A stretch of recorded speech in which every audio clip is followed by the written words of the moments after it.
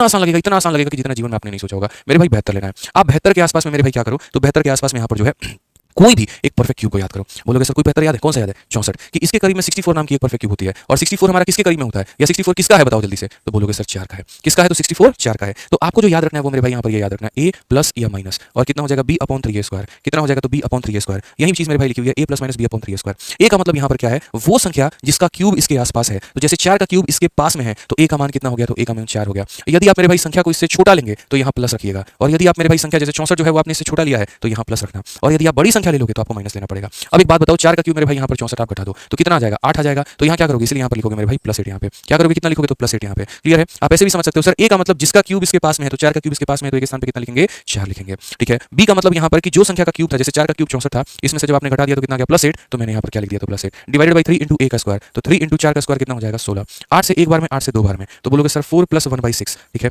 यानी कितना हो जाएगा? तो 4.16 मेरे भाई ये हमारा करेक्ट आंसर है, क्योंकि 1/6 का मतलब 0.16 होता है, और 4 में 0.16 जोड़ोगे तो 4.16। आप कैलकुलेटर निकाल के देख लो मेरे भाई, इसका आंसर एक्जैक्टली मेरे भाई इतना आएगा।